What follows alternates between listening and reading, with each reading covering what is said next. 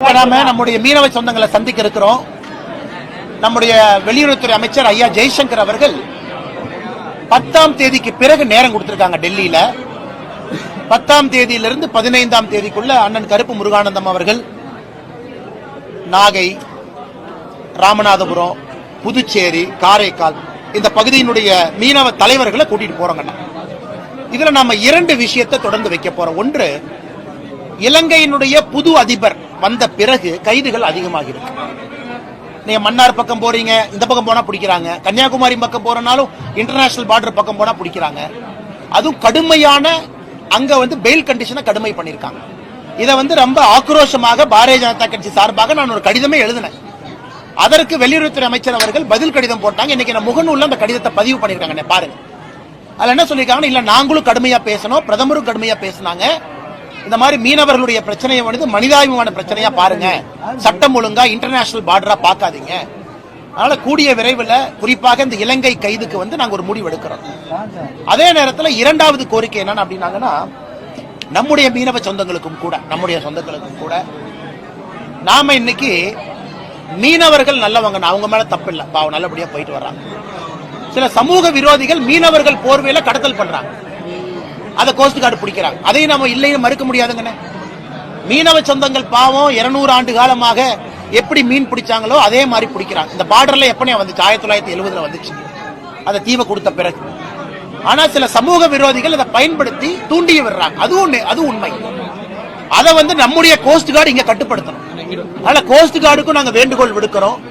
நம்ம சைடுல யாராவது அந்த மாதிரி பண்றாங்கன்னா இங்கேயே தடுத்து நிறுத்துங்க. எதுக்கு இலங்கைக்குள்ள போகணும்? மத்தியில ஆட்சியில் இருக்கக்கூடிய பாரதிய ஜனதா கட்சியினுடைய மாநில தலைவராக இருக்கக்கூடிய மரியாதைக்குரிய அண்ணன் அண்ணாமலை அவர்கள் கடத்தல் செய்ய போறாங்க, மீனவர்கள் கடத்தல் செய்ய போறாங்க, கடத்தல் செய்ய போனா இலங்கை கடற்படை இப்படித்தான் நடத்தும் அப்படின்ற ஒரு வார்த்தையை வச்சிருக்கிறாரு. அந்த வார்த்தையை நாங்கள் வன்மையா கண்டிக்கிறோம். இன்னும் சொல்ல போனா உலகத்திலேயே ஆபத்தான 2வது தொழில் செய்யக்கூடிய மக்களை, ஒரு தொல்குடி மக்களை, ஒரு பறந்துபட்டு உலகத்தின் நாகரிகம் தொன்மை நிறைந்த ஒரு மக்களை இப்படி இந்த வார்த்தைகளை சொல்லி பேசுவது மிகப்பெரிய அவமானப்படுத்துவதாகவும் எங்களை மொத்தமாவே எங்க எல்லாரையும் கேவலப்படுத்துவதாகவும் நாங்க பாக்குறோம். இந்த வார்த்தையை அவர் சொல்வது அவர் பின்வாங்கணும் அப்படின்னு சொல்லிட்டு நான் சொல்றேன். அவர் எந்த சூழ்நிலையில சொல்லியிருக்கிறாரு அப்படிங்கிறதையும் அவர் தன்னை சுய பரிசோதனை செய்யணும் அப்படின்னு நாங்க இந்த நேரத்தில் கேட்டுக்கிறோம். அதை தாண்டி ஒரு மிக முக்கிய செய்தியாக நம்ம பாக்குறது என்னன்னா, தொடர்ந்து நீங்க பாத்துட்டீங்க, நாங்க போராட்டங்கள் நடத்தி கொண்டே இருக்கோம். நம்மை சார்ந்திருக்கக்கூடிய ஒரு நட்பு நாடு அப்படிங்கிறாங்க. அங்க இருக்கக்கூடிய பொருளாதார சூழலும் இந்தியாவை சார்ந்திருக்கக்கூடிய ஒரு சூழலா இருக்கிற பட்சத்துல 2 நாடுகளுக்குமான கடல் எல்லையினுடைய அளவு குறைவா இருக்கு. ஒரு நாடுக்கான கடல் எல்லை அளவு 100 நாட்டிக்கல் மைல் இருக்கணும். 2க்குமான கடல் எல்லை ரொம்ப குறைவா இருக்கிறதுனால, 100க்கும் குறைவா இருக்கிறதுனால 2 நாடுகளுக்கான ஒரு மீன்பிடித்தலுக்கான ஒரு பிரத்யேக சட்டத்தை உருவாக்கிக்கலான்னு உலக கடல் சட்டம் சொல்லும்போது, ஏன் அந்த சட்டம் குறித்து இந்த 2 நாடுகளும் இதுவரைக்கும் பேசாம இருக்கிறாங்க? அப்ப நீங்கள் அடித்துக்கொண்டே சாகுங்க, எங்களுக்கு என்ன அப்படின்ற ஒரு வேடிக்கை பார்க்கும் தன்மையா தொடர்ந்து இது இன்னைக்கு நேத்து நடக்கல. பல 100 படகுகள் பிடிபட்டு வச்சிருக்காங்க. பல ஆயிரம் பேரை கைது செஞ்சு பல லட்சக்கணக்கான பேரை அடைச்சு வச்சிருந்து சில பேரை விட்டாங்க, பல பேரை விடாமே விட்டாங்க. ஆயிரக்கணக்கான கடலோர மக்கள், இந்தியாவினுடைய குடிமக்கள் கொல்லப்பட்டிருக்கிறாங்க. அப்ப இது எந்த நடவடிக்கையும் இந்த அரசு செய்யாம தொடர்ந்து எங்களை போராட வைத்துக் கொண்டே இருக்கு.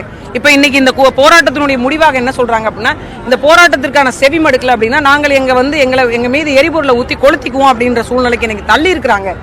ஏதாவது இங்க இருக்கிறவங்களுக்கு நடந்தது அப்படின்னா முற்று முழுவதுமாக மத்திய மாநில அரசுக்கு தான் அதுக்கான பொறுப்பை ஏற்றுக்கொள்ளணும்.